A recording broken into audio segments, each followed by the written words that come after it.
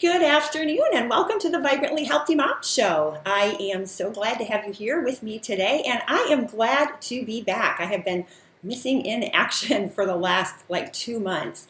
So I got a question for you here today, and that is, last time or ever that you came down with an illness, did you get a memo letting you know that it was coming so that you would be able to put it on your calendar and be prepared and all that stuff? Of course not. It doesn't work that way. And I just found that out recently myself. But before I dive into that and tell you all about that, I just want to introduce myself for those of you who have not stopped by here before. My name is Laura Bostrom, and I am a certified health coach. And I come on here usually weekly to share some tips and different things to help you as a mom to be able to go about your many tasks that you have at hand, but we have to feel our best to be able to do that.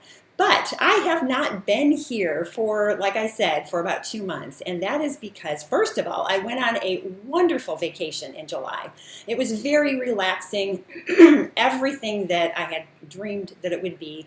And then I came home on July 28th, and my husband, he was not away with me this time, but anyway, he was not feeling well the night that I got home, and lo and behold, it ended up being COVID, and I came down with that 3 days later. So no, I did not get a memo letting me know that I was going to have COVID on July 31st. It just kind of came out of the blue. And of course, what happens when we get sick with anything? It's like our world can turn upside down. All of the plans that we have, excuse me, I still have some remnants of it, but all of the plans that we have, everything that's on our calendar, what happens to it? It just has to be put on hold because the sickness can take over. But here's what we have to remember. When we are dealing with a sickness and it just is sprung on us, we need to recognize that we need to be proactive in our health at all times before we ever get sick so that we can be in the best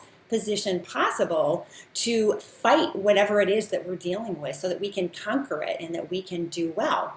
And so what that looks like is basically putting into practice healthy habits on a regular basis that are going to be of help to you, not only to prevent certain illnesses, but also to be in a better position that if we do get sick, if and when we do get sick, that we are able to fight it with our best effort.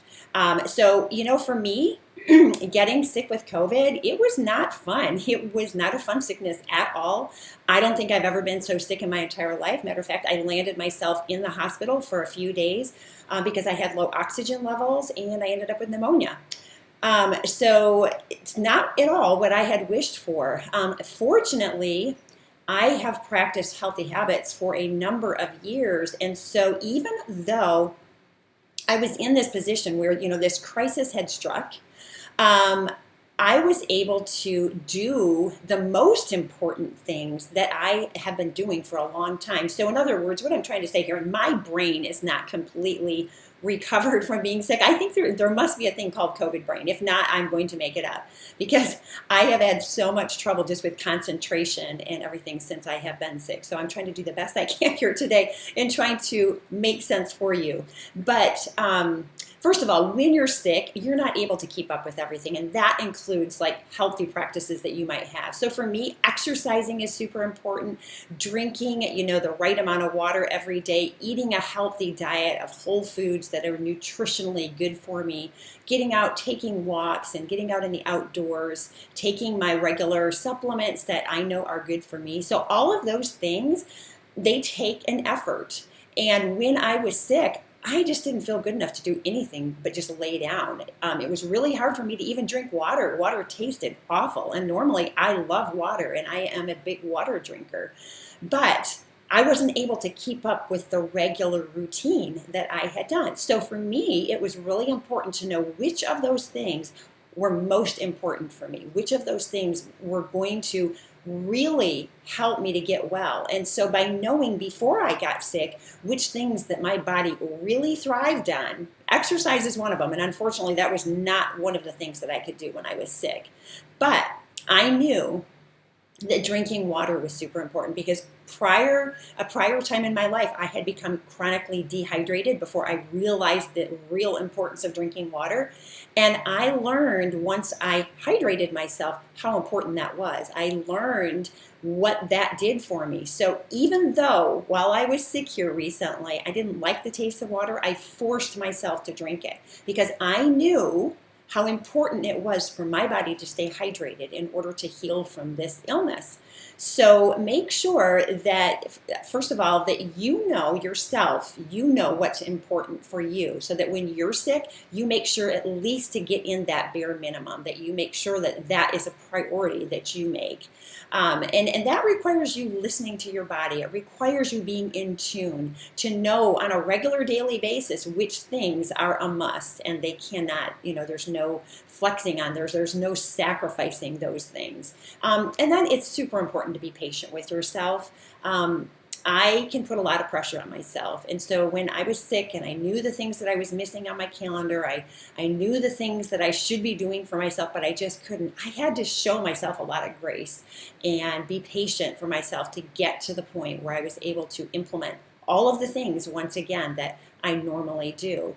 And here's the thing. Now, as I am on the other side of that, I'm able to be up now more than 5 seconds. I would be up for like 5 seconds and I literally was exhausted and panting and I just had to lay down. So it's wonderful to be in this place now where I'm able to be up and doing things again.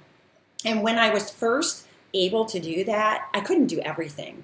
I couldn't start implementing all of that once again. But I was able to just chip away and start adding one thing at a time. And again, doing the things that I knew were most important in a very modified way is how I started. And I slowly, every day, am adding something else back in. But I'm able to do that. I'm able to return to all of those things after being so sick. And doing hardly any of them, I was able to just very quickly start implementing them again. Because why? Because they were a habit for me. They were something that I have done, each of those things, for so long. Getting that regular, like 7 to 8 hours of sleep every night, drinking the amount of water that I need to drink, half my body weight in ounces every day, making sure that I'm exercising every day, getting out, taking walks, taking time to meditate and just live in the present moment. Those things were not things I was able to do on a regular basis when I was sick. Trying to cook a meal, it was impossible. It was not something I could do. It was basically just eating whatever at the moment tasted good, and I couldn't taste, so that was even difficult. And then after I could taste, everything tasted funny. So because I have done those things for so long, now that I am able to start living my life again, it's so natural for me to just slide right back into doing those healthy things that I have done along. Okay, so I encourage you today to have the mindset that you need to be prepared for whatever, because we never know when sickness is going to come. We never know when any kind of crisis is going to come in our life. It doesn't even have to be an illness. So being prepared looks to me like taking care of myself on a regular basis. So it's just habit. It just happens all the time. And then I'm going to be in a better position, whatever comes my way, to maybe have to skip out on some of those things, but then get right back into them as soon as that crisis passes. And doing the most important things during that crisis that I know are just non-negotiables. They're things that I just absolutely have to do. So don't wait before you are sick, before you make a plan of what that's going to look like for you. Make those things a regular habit for yourself. And if I might just share one more thing with you, it's probably been my biggest tip that I've given to friends and family members after going through this illness. And that is, don't wait until you might end up sick with this before you make a plan. Make a plan now that you can quickly implement, that you can quickly put into action if you come down with this as well. Because if you wait until you are at a place where you are so worn out, you are so sick, it's going to be pretty hard to do your research and put into place the things that you need to do then. So think about it now, do your research, find out what you feel is best for you, and get things in order, lined up, so that if you find yourself in the position that I was in here, over a month ago now, where I came down with this, you'll be able to quickly do step number one and put your plan into action, because it's better to get on any kind of illness right away, like right at the get-go, instead of 2 to 3 days in it, and you're trying to figure out what you should do. So plan that out, take care of yourself, and I hope you all stay well. It's fantastic being back, and it's wonderful to be able to talk and sit in the chair. I am very thankful, and I am not taking life for granted in the way that I feel like I used to. So I'm incredibly thankful to be here and be with you all here today. So have a wonderful day, and I'll look forward to being back here again with you next week. Bye-bye.